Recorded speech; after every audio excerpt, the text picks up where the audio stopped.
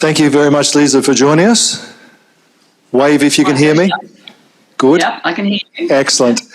So we're going to let you start right away. Everyone, Professor Lisa Hill from the University of Adelaide, and one of the leading Smith experts in Adelaide, I'm sure. All that damning with faint praise. Is that Alan Feather talking? I can't see anybody. I've got my screen shared. You can't see anything. Is that what you said? No, I can't see anything. I can only see my screen at this point. Okay. So fire away. All right, thanks. Well, thanks for having me, and it's my pleasure to join you and to talk about Adam Smith. Here's my book. And I'm talking about Adam Smith's conception of welfare and happiness today, which he significantly sort of reformed in terms of how happiness or how welfare was conceived in his time, and also the complications around how we would get welfare. And he had a lot to say, and he was extremely influential in modernising the science of the legislator. So he wanted to say to his reader, look, how can we modernise the way we govern commercial populations? What is the best way to manage them? And what goals should we now be pursuing? And he thought the goals that the state had been pursuing at the time were the wrong ones. So he asked himself the questions, what were the chief tasks before the state? And why should these be the chief tasks? What had to change in order for the state to succeed? What was wrong with how things were going? How should success now be achieved and measured? And what role did the system of natural liberty play in this success? And then what was the role of the state? Now, for most people, the answer would be that the system of natural liberty can do most of the work. In fact, it's not doing as much work as you might think. And what happens when you start to look at how Smith solves these problems and answers these questions is you start to get a kind of a conflicting picture. My questions when I'm looking at the way Adam Smith's asking and answering new questions are these. How radical or reformist was he in approaching all these questions he was asking? Because some scholars in the literature think that he was quite radical. And they say that he wasn't even committed to the commercial system. So I asked myself these questions as I go along. Was he still committed to the commercial system? How libertarian really was he? Some people think he's far more interventionist and redistributionist than I think he was. And I'm also asking and trying to solve the riddle of whether the apparent contradictions around the respective roles of the system of natural liberty and the formal state can be reconciled. And I attempt a kind of a reconciliation towards the end of this talk. So he wanted to reconstruct the science of public management. So what he had to do first was reject the standard accounts that were afloat in his time, mainly the classical ones and the neoclassical ones, also the Machiavellian and Hobbesian ones. They weren't working because they only understood things from the perspective of elites, and he wanted a more bottom-up science. And also they confined their attention to things that he thought were worthless. Military conquest, perpetuating the power and extending the glory of the state. And all of this without much regard to the human and financial cost. He also thought they were too virtue-focused, especially the neoclassical approaches. You know, who cares if the public are virtuous? And who cares if the rulers are virtuous? Better that they be competent and impartial. And, of course, impartiality did become a virtue, but it wasn't a classical virtue. They didn't have to be beneficent. They just had to be competent. And he constantly complained of the way the British state was managed and also about the imperial project, which he thought was pointless and wasteful. And it impoverished the people because of the taxation it required. It corrupted the government, it destabilised the economy, and it brought a lot of suffering on its victims. And so he thought that the way British elites were pursuing national greatness was the opposite of welfare enhancement, and a lot had to change. So I think he broke quite important ground in how and why statecraft needed a major overhaul. So here I'm trying to explore the goals and peculiarities of his method and how he redefined this concept of welfare and the whole idea of how we should think of a state as being successful. What is a successful state? And I understand this by looking at his solutions to the pressing problems of his day: alleviation of poverty, food insecurity, social and economic inequality, smuggling, and the declining levels of education. These are the problems he thought the state should be focused on, and these are the problems he was focused on. And what's interesting about these cases is that they were all issues that tested the limits of Smith's faith in both the market and the state.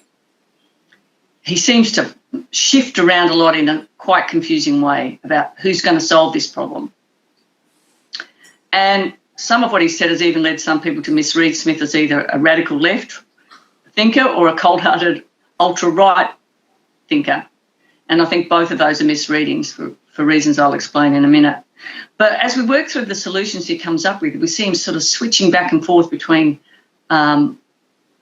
collective and individual level solutions or state solutions and market solutions. So I'm addressing that tension here. And the limits of his faith in the market are a focus as well. The question is, how good is natural liberty at delivering the welfare that Smith wants?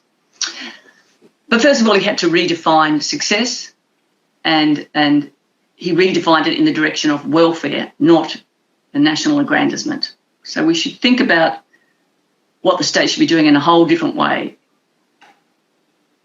It's not glory, it's basic standards of living. The wealth of nations consists not in public virtue, gold stockpiles, a favourable balance of trade, or the extent of conquered territories as the elites in his time were defining it, but in more human and material terms, as the people themselves experience it and would define it, as the people on the ground, the average person. So the wise legislator's got to ask him or herself a whole new set of questions. Do the people enjoy sufficient freedom, security, and stability? Are they tolerably well fed, clothed and lodged? Is the population growing or declining? Thinkers in his time in the Scottish Enlightenment were starting to measure national success by the size of the population. Had infant mortality rates risen to unconscionable levels? Was infanticide becoming a bit too common? And Smith really had a real abhorrence about infanticide. I think, something's really wrong here if people are killing their own children. And this is a sign that the markets, that the society is going backwards. Also, were the people being paid enough? So I'll talk a little bit about minimum wage in a minute around the question that was raised in the last session. And could they live with dignity? Meaning it's not enough to have enough to eat. You have to have enough that you can hold your head in public and not be ashamed. You have to have a pair of shoes, for example, so that you're not ashamed to go out. And so he's very alert to our social needs for recognition and acceptance. And then he asked this question, which economists weren't really that interested in, or anybody wasn't that interested in: were the people happy? And he said, look, this is a perfectly legitimate question for political economists to be posing. And he always came back to that question when he assessed any public policy. This imbues himself with a quite surprisingly utilitarian flavour, because we traditionally think of Smith as kind of a libertarian or a liberal, but he's quite utilitarian. So, and this introduces a lot of confusions. So anyway, his idea of happiness isn't a kind of a moral or virtue-focused sense. It's quite material, worldly, on the ground. And if we don't have enough to eat and a roof over our head and enough for some chocolate or something nice, or a hot chocolate in a cafe, what's the point of living? And if we want to have a flourishing and a happy society, we've just got to have these basic things in our life. Because we were made as human beings to experience the natural joy of prosperity. And we actually were given self-regarding drives by the divine architecture with that purpose in mind, to experience the natural joy of prosperity and to survive and to prosper, and also to perpetuate ourselves as a species who's very interested in reproduction and population levels. So how's this happiness going to be achieved? What is this science of the legislator for which Smith's quite famous? Well, in his time, and up until that time for millennia, in political science, people were always coming up with these idealised models. There was always a taxonomy, like the famous Aristotelian taxonomy, or Platonic theories about what the state should be doing, and they were all ideal models. He said, look, these are great. Perfecting these models is nice. It's a noble enterprise. But in the end, it doesn't matter, and it's probably a bad idea to be trying to be too perfect, because all constitutions of government are only as good as their tendency to promote the happiness of those who live under them. In fact, this is their sole end and use. If they're not delivering the happiness of those who live under them, then you should rethink the model you're using. So policy must always be made in context and in terms of conditions on the ground. How's it affecting people down there? And also, these models should take account of the rise of modern trade and manufacture, as Fania Solzberger has pointed out.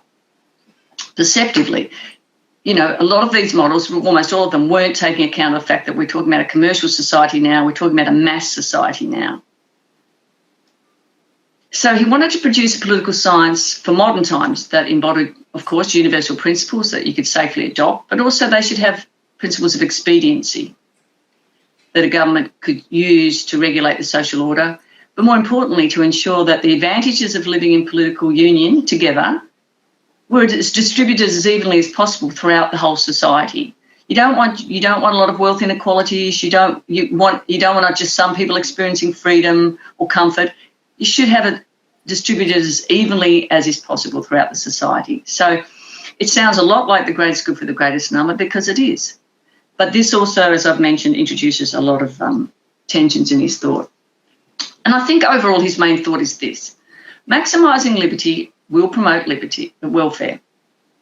Natural liberty is a real thing, and he really believes in it. He thinks it's a system of natural laws that's floating around there like the laws of gravity.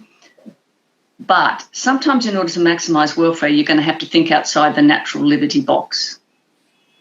It was all about positive results, not just liberal principles. And he talked tough about liberty, and I'll give some examples when he talks tough about liberty, but then as soon as it's not delivering what he wants, these observable, measurable, positive ends, he will just turn his back on liberty and seek another solution.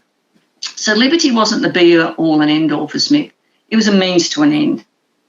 And this sometimes gives his approach a bit of an ad hoc appearance. He'll say, look, let's let the system of natural liberty solve this problem. Then he'll turn around, there's another one who goes, oh, well, we need a state solution. He seems to be making it up as he goes along. In a way, he's saying you have to be practical, you have to be flexible. But I'll explain how that kind of made-up look can be reconciled towards the end. So back to this idea of the welfare of the people. The state has two urgent objects that it has to perform. It has to, and political economy has to explain to the state how it's got to do it. First of all, it's got to enrich and provide for the people, but more properly, he means to enable them to provide such a revenue or subsistence for themselves, meaning you've got to provide the conditions that enables people to look after themselves, take away all impediments that are preventing them from being independent. Second, you've also got to supply the Commonwealth with enough revenue for the public services. So that's an important function. There have to be public services. Now, the indicators he used to test how well states were succeeding on achieving these objects were all welfare-focused, not glory-focused.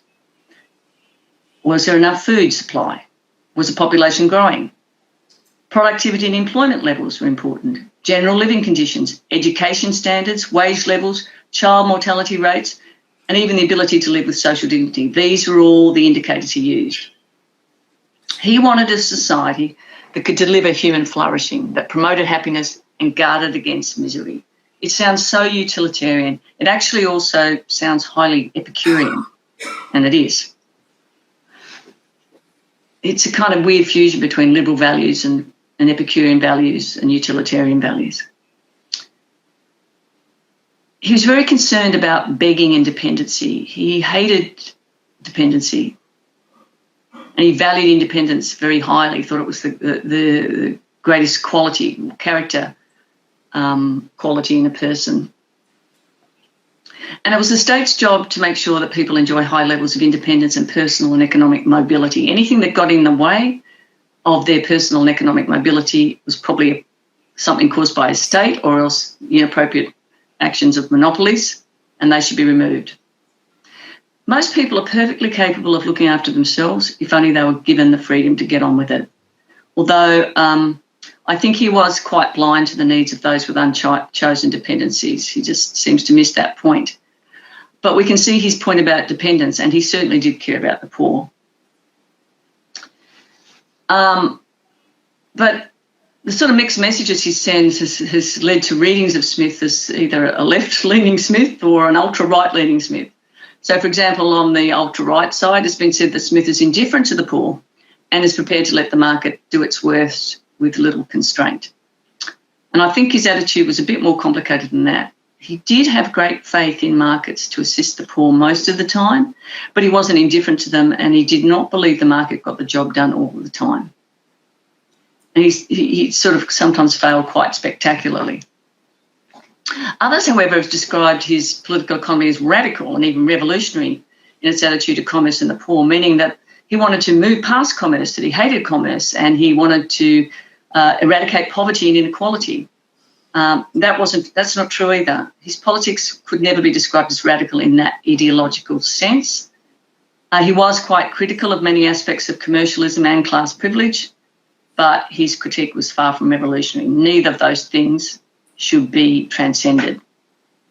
He loved commercialism. He thought it was the answer to a lot of things that were wrong in the world. And class privilege, even though it annoyed him, it had functions, which I'll talk about in a minute. But the thing about commercialism that he liked was its capacity to provide for the poor. So he tried to help the poor by exerting influence on successive reform movements for taxation, food security, mass education, higher wages and labour laws. And he was a violent critic of many entrenched but welfare-negating practices such as the poor laws, the settlement laws. As was mentioned in the last presentation, it was impeding people's movement to seek work. And they were pushed back to their parishes and then made dependent on parishes, and it was just a terrible system, he thought. He also hated religious interference in politics, political corruption. He wrote a lot about political corruption, how much he hated it. He disliked the archaic laws controlling inheritance and workers' rights, and the extravagant public debt was something he never stopped complaining about. And these were all violations of the system of natural liberty. And so one example of violations of the natural liberty are suppressed wages. So I'll talk about that for a little bit. So he was the most prominent high wage advocate of his time, probably. To those who objected to his call for high wages, and many did, he responded that no society can be flourishing and happy of which the greater part of the members are poor and miserable. By definition, he said, national opulence is the opulence of the whole people, not the few. And quite right. He sort of said, the workers are the ones producing the wealth. This is not really equitable. And he was contradicting the utility of poverty doctrine, which was a mercantilist doctrine that basically reasoned that if you give workers starvation wages, they'll work harder, they'll be more industrious. And there were also moralists that said if you gave workers enough to buy, to have more than enough to eat, they'll spend the money on alcohol and luxuries, and this would corrupt them. Smith thought this was very silly. It's not very probable, he said, that men in general should work better than when they're ill-fed than when they're well-fed. And he also said that if you have really low wages, this will drive people to begging and a life of crime. And that's terrible. But where there are fair wages, a life of crime will be irrational. Nobody will be so mad as to expose himself upon the highway when he can make better bread in an honest and industrious manner. And it's pretty hard to disagree with Smith there. And apart from these utility and public order considerations, this utility of poverty doctrine also constituted a noxious violation of the system of natural liberty. So this is why he's disagreeing with it. It's interfering with what he called the natural wage. And he doesn't say a lot about it, but he says enough. He defined the natural wage as a subsistence wage for both the worker and his family in order to ensure that the race of workmen lasted beyond the first generation. So we know it's a natural wage because it's natural that we should have adequate labour supply to meet demand. So, and if you don't pay people enough to feed their family and the family dies of starvation or people commit infanticide, there's your sign that you're not paying them enough. So that's how we worked out what the natural wage was. Some people have thought his sympathy for the poor extended to advocating a right for them to organise. And he doesn't. But he looks like he's saying that, but he's really not if you read it carefully. What he's criticising is the unequal bargaining power of workers and employers. So he's saying that the natural wage has been suppressed by the ability of employers to combine or organise, but the inability of workers to meet that organisation. He says whenever workers push for high wages, it's not difficult to see who's going to win. The employers or masters will win because they're fewer in number and then they can buy more easily. But worse than that, the state always supports them, partly because they're able to hide that they've been combining, but also because the state always punishes workers when they try and organise. It never punishes the employers. He says that's unfair. The state's supposed to dispense justice impartially. Some people have thought that Smith's saying that this asymmetry should be corrected through legislation or else by allowing workers to unionise. No, he's not saying that. He's only saying that the law should be dealt impartially. That is, both should be prosecuted. And he's so averse to the idea of combinations that he says some kind of weird things. First of all, he says there should not be a regulation that obliges all of those in the same trade to record their names and addresses on a public register. So there shouldn't be sort of industry organisations, because this would allow others in the industry a direction where to find every other man of it, thereby enabling them to assemble and combine. And he goes even further in what I think is really kind of throwing the baby out with the bathwater. He says that industries should also not have to provide for their poor, their sick, their widows and their orphans, because this would give them some common interest to manage. They'd all have each other's names and addresses. This would give them means to assemble, which he says is an invitation to conspire against the public. So this is Smith in a very high natural liberty mood, where he's saying, look, just let the market operate. There can be no combinations. There can be no organising by anyone. But he still cared about the average person, even though we've just seen him in a particularly callous mood. He really cares about the average person. I would say that his concern with food security is his main reason for advocating free trade. And he said the unlimited and unrestrained freedom of the corn trade was the only way to prevent a famine and to remediate a famine. That's how powerfully he believed in the system of natural liberty.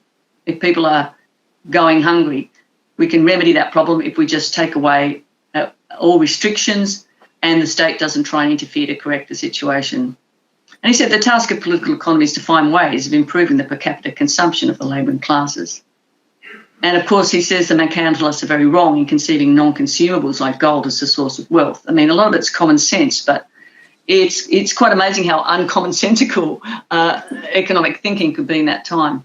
He says it's the consumptibility of a thing that makes it useful. And opulence consists not in money or military might, but in the abundance of the necessaries and conveniences of life, as well as their cheapness, of course. There should be plenty to eat, and it should be affordable. So we can get welfare by expanding liberty, says Smith. And so within the Smithian system, there's generally only this restrained night watchman state. And that restrained, and after that state's there, the market's assumed to deliver welfare. And he had such deep faith, and now I'm just trying to create that sense of tension between his faith in the market and then the contradictions about that faith. But in this mood here, he has such faith in the market that he tolerated illegal and even immoral practices such as smuggling and the selling of dirty degrees on the grounds that they were simply rational reactions to egregious legal restrictions on this system of natural liberty. The smuggler has not violated the more sacred laws of natural justice, which is free trade. They're probably quite a good person, but the state has made a crime which nature never meant it to be so. They're just trying to make a dollar.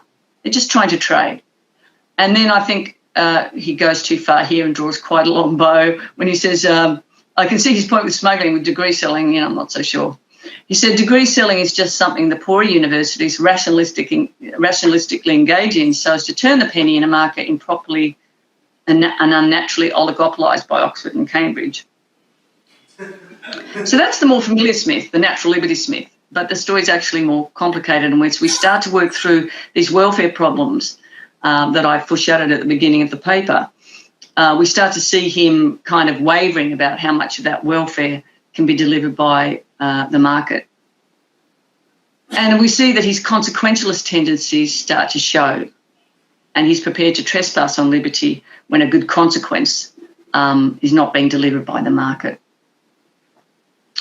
So, first of all, we see that his consequentialism wins with the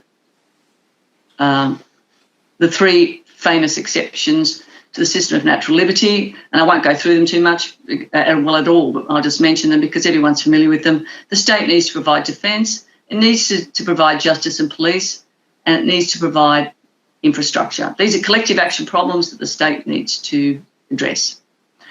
What I find interesting is that Smith never explains why the system of natural liberty leaves these quite large and inconvenient gaps in this, what he otherwise posits as a self-ordering human universe.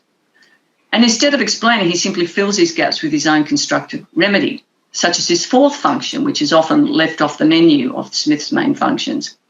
And this is his recommendation that we establish a publicly funded education system to arrest declining literacy levels that have been brought on by sending out children at an early age to work. This only happens in the commercial age. It doesn't happen in previous stages of economic development. And now I've got people to turn a penny that they're sending their kids, instead of sending them to school, they send them straight up the chimneys and straight into the factories. He said, this is terrible. You've got now an illiterate population. And actually, at one point, I did check to see if literacy levels had declined, as Smith had thought, and they had during this period. But this illiterate population is not very adaptive for a commercialising economy. People should be able to read and write and add up. But it's quite an unproductive and morally underdeveloped population. And it's disorderly. It's very disorderly. School is where we learn manners and how to behave ourselves, you think. So we've got a problem here. So we should have a publicly funded school system. Now, this scheme sits uncomfortably with the system of natural liberty because it's both strictly compulsory and publicly funded. This really doesn't sound like the Smith we were just talking about. And it has these other illiberal aspects to it, this scheme. It embodies an admission that commercial progress isn't always positive, that markets and negative liberty sometimes fail to equilibrate the system, that there are these collective action problems that require the attentions of a coordinating and coercive state. And probably most importantly, it's a significant form of redistribution because it's available only to the children of the poor. Smith actually says, well, the rich have got lots of money, let them send their kids to eat, and what do I care? But the poor, the rich should pay for basically subsidise the education of the poor. And there's lots of other examples of constructivist interventions that Smith puts into his system, such as temporary monopolies in the case of inventions, navigation acts that were mentioned before. There's a whole list, and Jacob Vine has made a list, and other people have made lists at various times. But you might put in a temporary monopoly for someone that's just written an important book, so somebody won't plagiarise it. And Smith says these are all justified by reference to their good effects, their utility, their necessity, their tendency to facilitate commerce in general. But what I find curious is he never shows any willingness to speculate on why the economic system's failing to fully self-equilibrate. At other times he seems so confident that the system of natural liberty will work, and then he'll suggest an extraordinary measure without explaining why suddenly we need this. And also he doesn't seem particularly embarrassed about that, which on one hand it kind of bugs me. On the other hand, I think, good on you, you are Adam Smith after all. And so then I started thinking about this question: how much redistribution is there in Smith when he's trying to deal with the problems of social inequality and poverty? Now, I've seen some people claim that he's so concerned with the poor and moral egalitarianism that he advances a distributive theory of justice based in turn on a mooted right to subsistence. Well, first of all, there's no right to subsistence in Smith. That's not true. And I don't think he is that concerned with distributive justice anyway, in principle, even though he does do some redistribution. So what I mean to say by that is he rejects the theory of distributive justice, but still turns around and does it. Now, he's usually on the side of workers, producers and consumers, so I can see why people might think there might be redistribution there. And he does want to create a policy framework that results in this equitable distribution of benefits throughout the entire society. But this does not equate to equal redistribution. It is not substantive equality that Smith wants. He is a true liberal in this way. It's formal equality or equality of opportunity that he's after. We just remove all systems of preference and restraint, and we don't adopt a distributive theory of justice. He says quite explicitly, I am not a distributive justice guy. I'm a commutative justice guy, which means I'm just in favour of justice that enforces positive laws about theft, honouring contracts, that sort of thing. So he's very natural liberty in that respect, or so it seems. So now you're probably sitting there thinking, Lisa, your paper's very confusing, back and forth, back and forth. This is the impression I'm trying to create because I'm presenting the Smith to you that's back and forth. In general and in principle, he says, I'm not for redistribution, but there are exceptions in his system where he says the rich should pay proportionally more tax than the poor, with the explicit proviso that they get excess be redistributed. So here we see consequences trumping that natural liberty. I've given already the example of public education. This is other example where you have a high road toll on carriages of luxury. He's really annoyed by people pouncing around in their luxurious carts and wagons. Their luxury carriages. It's clogging up the major infrastructure of the society, and they should be taxed for it. And he also says there should be a tax on house rents. If you've got a big house, you should pay more tax. And then he says, this isn't very reasonable, is it? And I think, he's going to give us an explanation why we're going to tax the rich for their big houses. But he doesn't give us an explanation. He just says, look, I'm not being very unreasonable, am I, that they should pay more because they've got a bigger house? That's not an explanation. He just saying something's reasonable is not actually a substantive explanation. Anyway, although there's some redistribution, and not a lot, but there is some, Smith did not want to eradicate inequality, as has been claimed, as well as lots of other things about the so-called left Smith. And one of them is that he wanted to eradicate inequality. He did not. He gives that impression because he finds the indolent rich very annoying. He loves the middle classes, the bustling middle classes and the workers, and he finds the indolent rich very annoying. He thinks that they're parasites, pests of society, a fish who devours up all the lesser ones. And he says all these things about them, and then he says, look, I know they're annoying, but they have their uses because they serve a number of vital system functions. So we need social stratification, especially in a commercial society. We need them first because the consumption habits of the ultra-rich provide employment for multitudes of workers, so that's a trickle-down effect, which is only a small aspect of wealth in Smith's model. Second, their conspicuous consumption provides a powerful incentive to the productive efforts of the lower aspirational classes who look up to them. They don't really resent them, they look up to them and they aspire to be them. So we need someone to model that ultra-rich conspicuous consumption so the workers will strive to get a little bit of that conspicuous consumption. Third, the indolent rich are a mainstay of social order. They're a very important part of civil society, especially in these mass commercial societies of strangers. Smith doesn't want the police running around all the time ordering people and policing people. This is why classes are so handy. They're already there, and people already respect the upper classes. They respect the class system. They'll do what anybody in the hierarchy, in the level above them tells them to do. And this actually creates order and forestalls confusion and misrule. If you don't have that regular subordination, you'll have a very unruly population. And it's already there, intimately and implicated throughout the social structure. You don't need that in barbarous and poor societies, but you do need it in a mass society. So he doesn't want to eradicate inequality. His main goal, as Dennis Rasmussen has pointed out, is only to eradicate absolute poverty. Absolute poverty has to go. People have to have enough to eat. They have to have some shoes. They have to have shelter. But relative poverty is actually a good thing. It is adaptive. So natural liberty wins again. Confused? Yes, it's confusing. How come he can change his mind back and forth? I think we can't expect Smith to change. We have to change our way of thinking about Smith. And we should think of him not so much as a hardline economic liberal, as a pragmatic consequentialist or strategic liberal. It's not liberty, but the good life and how to achieve it for the greatest number. That was his ultimate commitment. In general, he did think the liberal approach was the best one, that a small state was the best way to get there, but only in general. Hence his inconsistent commitment to negative liberty. At times, his defence of liberty seems really perverse, for example, defending the selling of dirty degrees, or not allowing for any state intervention during a famine. But there are other times when liberty is surrendered without even a second thought to the demands of utility. And he offers us no clear or even vague rule for when the state should interfere or whether it should not interfere. You can't predict when this is going to happen. You might say, well, whenever there's a collective action problem, but that's not an answer. Why is the collective action problem there in the first place is the question, and he never answers that. So that's the million-dollar question. Why in his discussions of how governments should behave did he so often stray from his advertised commitment to natural liberty?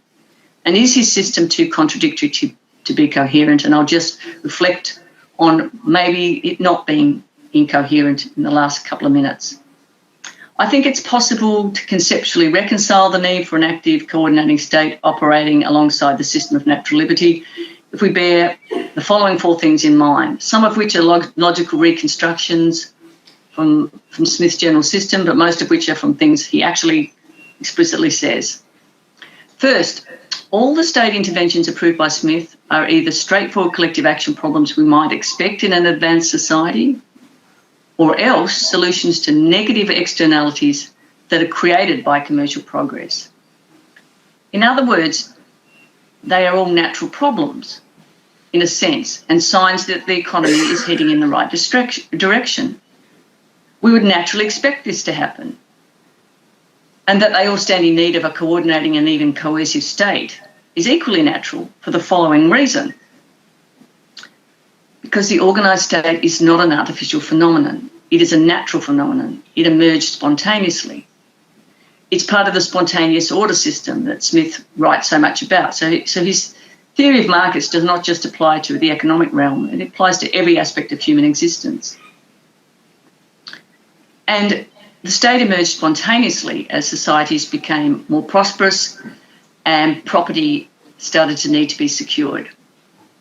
And then we needed justice and police of property. And we needed the state to do lots of other stuff as well. The more the society becomes prosperous, the more the state has to step in. And that happens naturally and even independent of the consideration of that necessity. He means you don't have to think about it. You don't have to rationalistically set up the state. It just evolves spontaneously. It's an emergent phenomenon. So as societies become more complex, there are going to become more collective action problems to emerge for the state to manage. And thirdly, and relatedly to that point, Smith himself says that in advanced societies, which themselves are natural, commercial progress is natural because commerce and progress is a product of natural urges, natural progressive urges. These commercial societies are really complicated and expensive to manage. He says, look, there's so many expenses in a civilised country. You need in the previous stages, you need your armies, your fleets, your fortified palaces, your public buildings, your judges, your officers. All this stuff we need now, and the state has to provide it, and if they're neglected, disorder will ensue, so we must have them. So expect that to happen. And fourth, Smith's aversion to the oversized intrusive state was not absolute. It has to be appreciated in the context of the way the English state was constituted and managed in his time. And in his time, it was managed very, very poorly. And it was full of corruption. He thought it was a shambles. But a reformed naturalised version might be something different. When he's objecting to any profusion of government, I think he's referring to an 18th century state that was very bloated and oversized because it was full of corruption. It was full of people on pensions and sinecures. Some of these sinecures went on after people died and the family inherited them. There were all these people who were parasitical on the state and on the public purse that weren't actually doing anything. So he saw that the bigger the state, the greater the quantity of corruption. And when he's talking about reducing the size of the state, he's talking about reducing the degree of corruption, the potential for corruption. The large state is the size and cause of corruption. So in his time, I think corruption rather than big government per se was his chief target when he limits the reach and functions of the state. But as societies advanced, the state could still be healthy and extensive so long as there was a development-induced justification for each addition to its functions and size. So to conclude, I think the moral of Smith's story and my story here today is that he was committed to both commercialism and liberty with the important proviso that, look, liberty's great, it works until it doesn't, and that's okay too. So judicious state intervention was sometimes both a necessary and predictable aspect of the system of natural liberty. Now I better stop.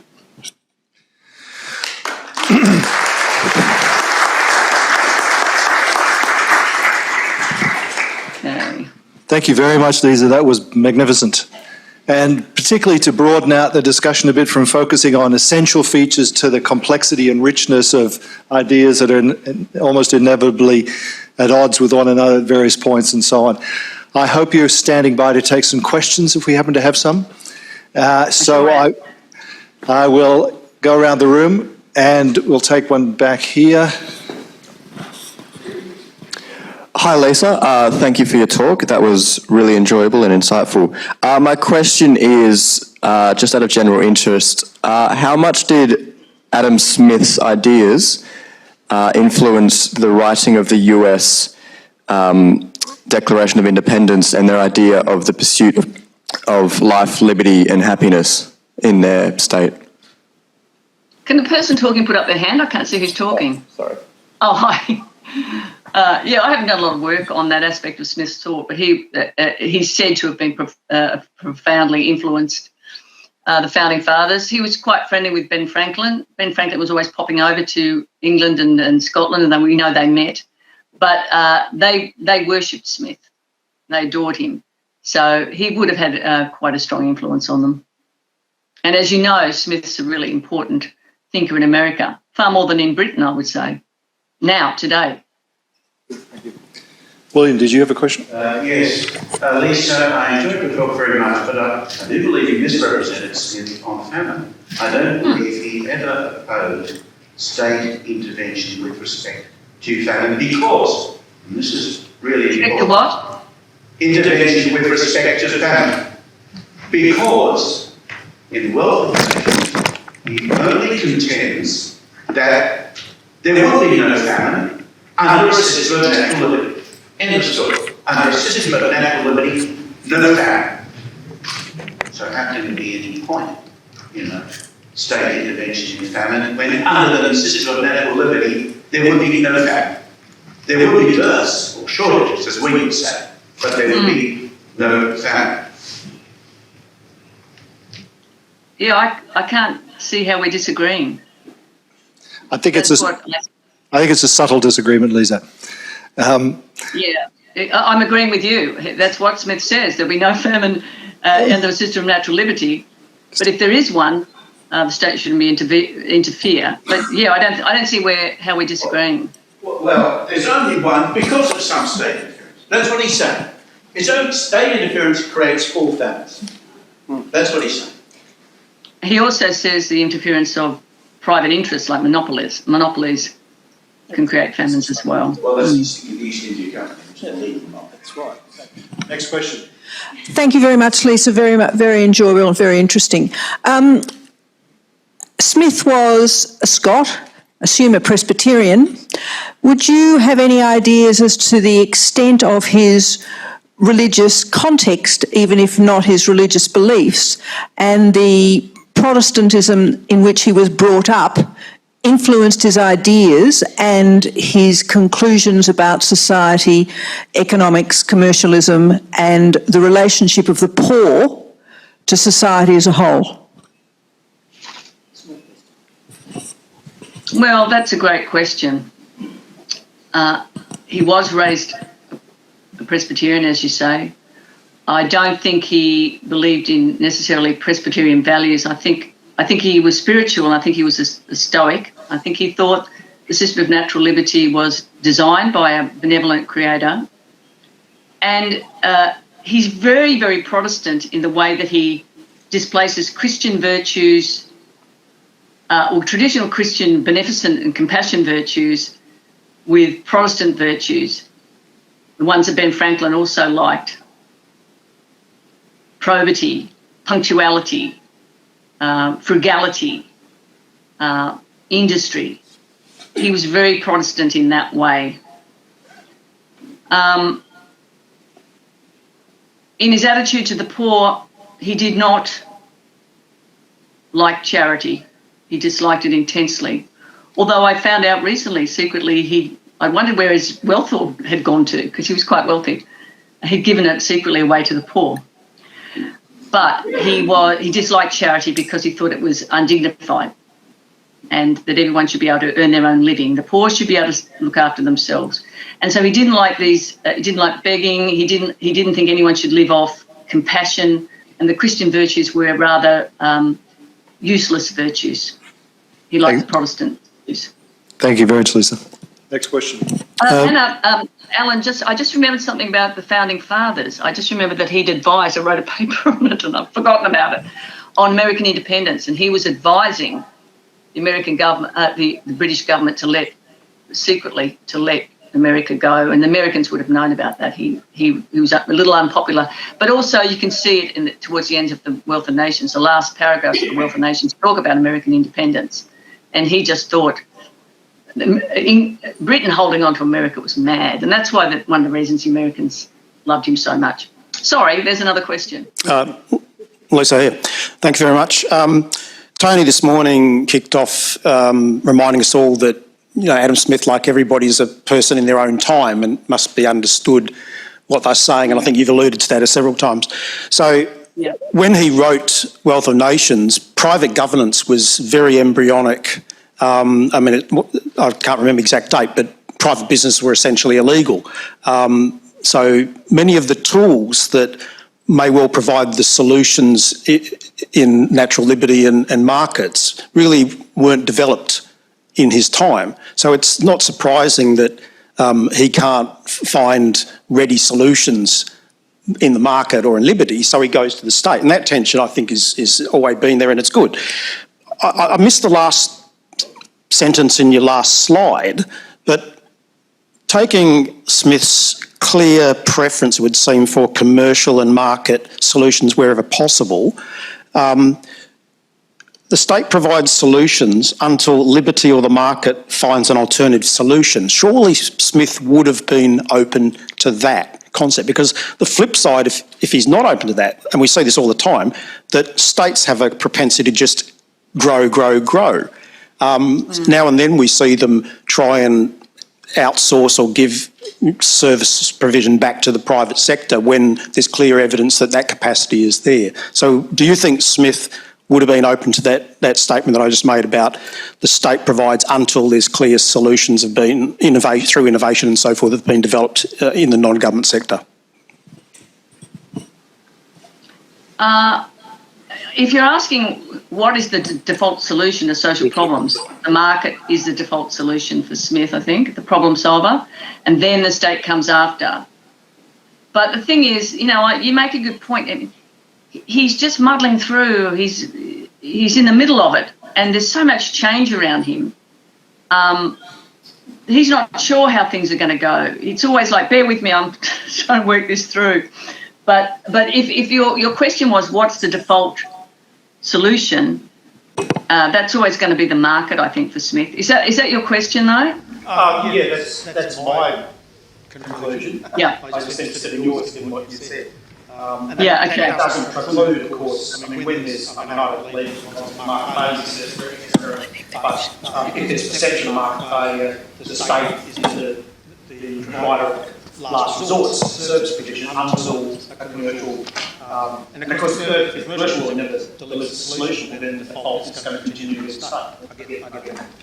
Thanks, Doug. We're going to go to a question at the back next. Just going to the question that I think someone asked a bit earlier about his background and from the Presbyterian Church from Scotland. Scotland's one of the few countries that have still got free education at the university sector compared to the rest of us who've got HECS and all the rest of it. I'm just interested in your comments in relation to that about access to education and fairness. And I'm also interested in your comments around Medicare and health, because she talked about justice and those things, about what Smith would have thought about access to universal healthcare versus the American system. Well, I don't like to try and mind read Smith, and but and you know that question would require me to insert Smith into the modern world, which would have given him a terrible fright, to be honest. But I don't think he would think there should be universal healthcare. I really don't know what he would have said about contemporary problems. We do know that he thought education should be, and he was only talking about up to a kind of primary school, rudimentary education. So it's hard to say what he would have said about a university education. It kind of wasn't on the cards even in that world, in that mindset.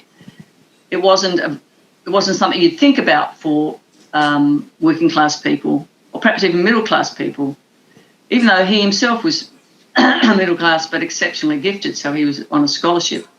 So I don't think he would have been for free healthcare or for free tertiary education. He might have been, but it's just hard to know, and I wouldn't really want to speak on his behalf.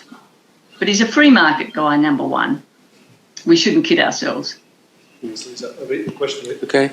Thank you, Lisa, for your talk. I first come across Adam Smith when I was looking at division of labour, and I was very interested in the area where he was a very small section, where he spoke about the detrimental mental effects of division of labour, of repeating the same task over and over again. Could I have comments on that? Well, yeah, that's how I started off with Smith, actually. I wrote my honours thesis on division of labour. It was, of course, a groundbreaking analysis of the bad effects of the division of labour and influenced Marx. It was, along with Adam Ferguson's explanation. And some people have thought it made him kind of Marxoid because he was so critical of the division of labour. But actually, specialisation is the motor of growth and innovation. It's just a bad side effect. You're always going to get these negative externalities of commercial progress, and this is just another one of them. This isn't enough to kill the system or to turn Smith off it. You just apply remedies, and free public education is one of the remedies for division of labour. So is his idea that we should have lots of religious sects, not one, but lots of little religious organisations to kind of as kind of morality and order kind of institutions for the working poor. But yeah, he does say some pretty negative things about the division of labour, but in the end he's committed to specialisation in a way that was the opposite of how Marx ran with it, wasn't it? To him that it was a real deal breaker, but not a deal breaker for Smith. Thanks, Lisa. Question back there? Thank you. I just wondered about the conclusions, or if there are any conclusions that you could draw from Smith and his preference for a specific political system. So you mentioned that he shouldn't be taken as any kind of radical egalitarian, but he did seem to favour groups being at least more equalised within a political union. And given that in the lead up for Smith's life there was the oscillation between sort of parliament and monarchy, how do you divide those between the two? There'd been a beheaded monarch at some point, but at the same time, the stuff about the wealth, the elites, because of their wealth, they generate income that sort of creates jobs, presumably, for poorer people, which is kind of the sort of tourist industry justification for the English monarchy these days. Did Smith have a particular view about monarchy versus republicanism, or the balance between parliament and the monarchy, or was he just flat out not interested in that at all? Thanks, that's a great question. There is a chapter in my book about that. He was not a Republican, and in the 18th century the word democracy was kind of a dirty word. It was equated with mob rule. A person that was sort of democratically inclined would be a mixed monarchist. So most people in that time didn't advocate the universal suffrage, and Smith certainly didn't. But he did advocate a mixed monarchy. So he was Whiggish, and that was a typical Whig position. So it was more left than right in that way. But he was kind of a Democrat, but not a very enthusiastic one. The other thing to remember about Smith is he's very conservative. And this isn't because he doesn't think about things and he likes tradition. He doesn't particularly like tradition, but he hates any kind of radical, sudden change because he's a spontaneous order theorist. Everything has to be emergent and has to be evolve in an evolutionary and emergent way. And so if you suddenly had a revolution, that would be a terrible thing. And at that time, of course, the French Revolution was the thing that terrified most people in England, the idea that you could have so much radical social change all at once. But very few people were, strongly Republican.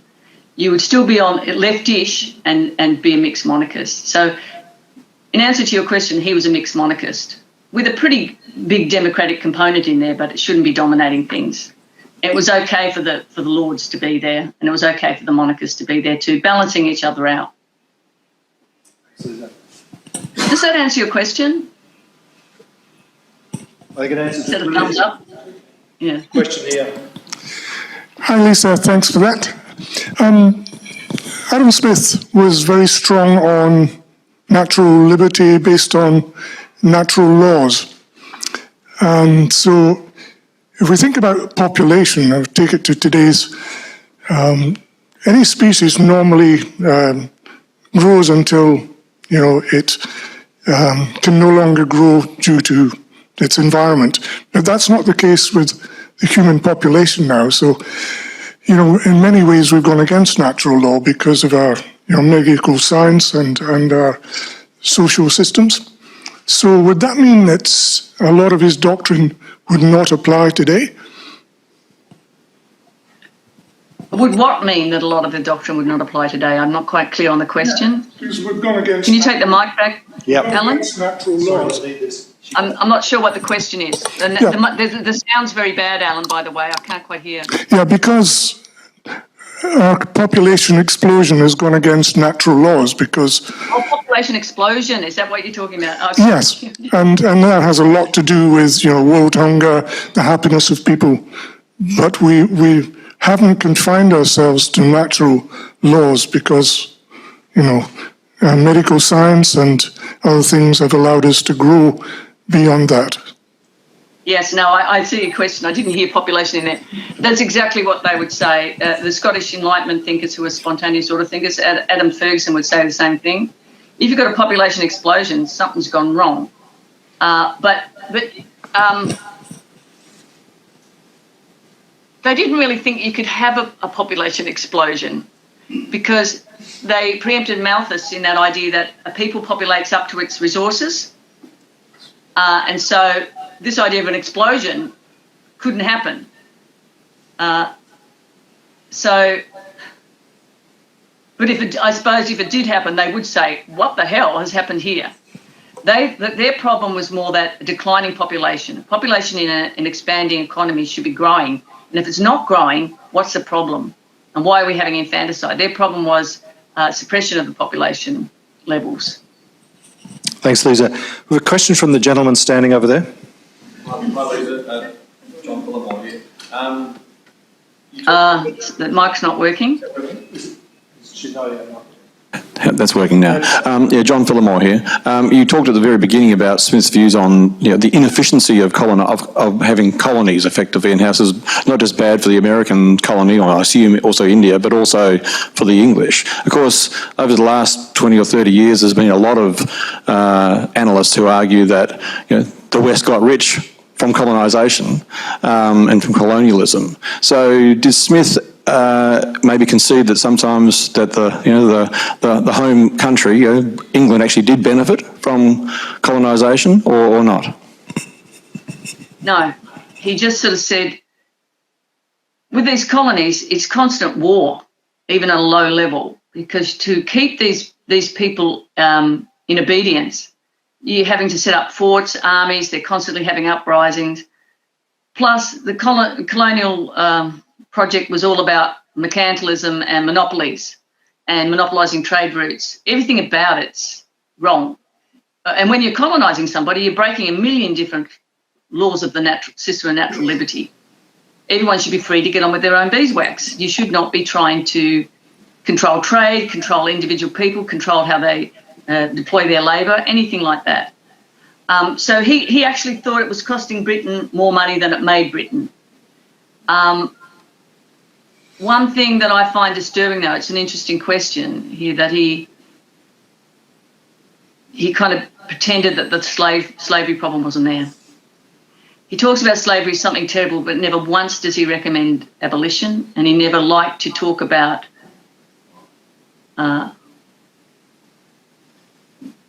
well, I think he didn't like to talk about it because the reparation payments were going to be so high. He knew that.